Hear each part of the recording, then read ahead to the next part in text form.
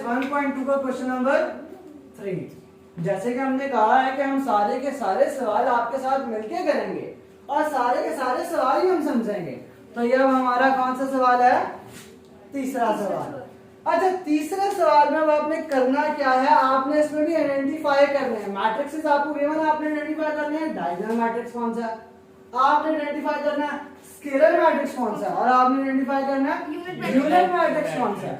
तो इससे पहले हम चीजों को समझ लेते हैं, देख लेते हैं। अगर हमें इन चीजों की समझ आ गई तो हम वेरीफाई कर सकते हैं कि हमारा डायगोनल मैट्रिक्स कौन सा। तो डायगोनल मैट्रिक्स ऐसा मैट्रिक्स होता है किसी भी मैट्रिक्स में यहाँ पे 0 आ जाए और यहाँ पे एलिमेंट्स कुछ भी हो सकते हैं, ये एंट्रीज कुछ भी हो सकती हैं डायगोनली। ऐसा मैट्रिक्स क्या कहलाएगा? Diagonal matrix. Very good.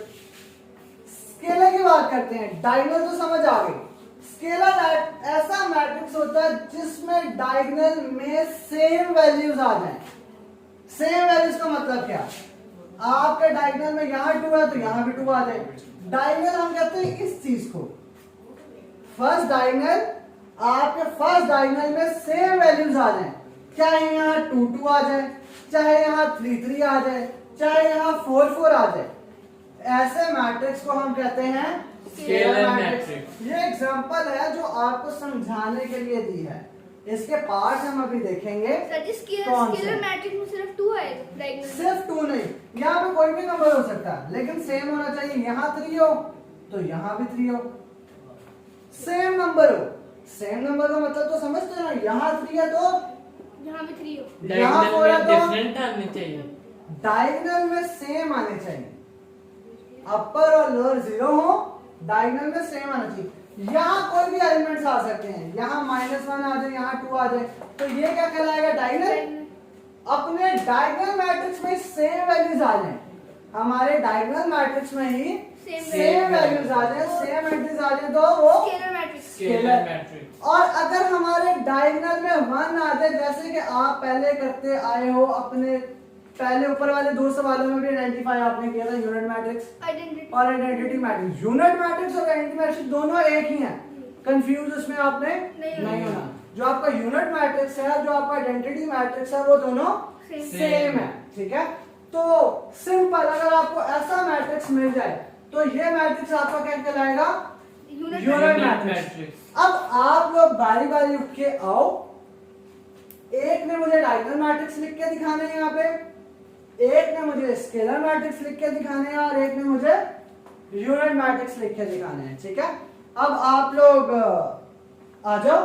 Ali आप आ जाओ, आप मुझे लिख के दिखाओ कौन से मैट्रिक्स इसमें डायगोनल मैट्रिक्स हैं।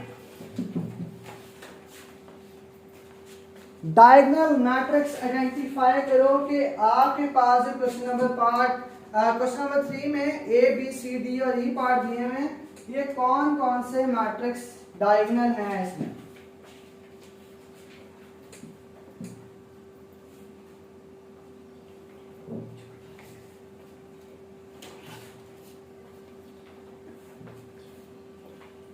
अरे आपको मैं एक हिंट देता हूं, इसमें सारे के सारे भी डायगोनल हो सकते हैं। आप पहले जरा देखो कि सारे सवालों में आपके पास अपर और लोअर 0 हैं। देखो आपके पास यहाँ सारे सवालों में जितने भी सवाल हैं, पहले डायगोनल में कोई ना कोई एंट्री था, बकाया आपके सवाल क्या, आपके क्या हैं? 0 एंट्रीज हैं। तो आपका पार्ट ए, आपका पार्ट बी, आपका पार्ट सी, डी और ई, सारे के सारे पार्ट्स आपके डायगोनल में आएंगे, क्योंकि डायगोनल हमने क्या कहा था, यहाँ 0 और यहाँ एंट्रीज कुछ भी हो सकती हैं। तो ये सारे के सारे पार्ट्स यहाँ पे आपके यहाँ पे 0 मिलते हैं और बकाया में कुछ ना कुछ एंट्रीज हैं। इसी तरह स्केलर में क्या कहा था, यहाँ और यहाँ सेम होना चाहिए।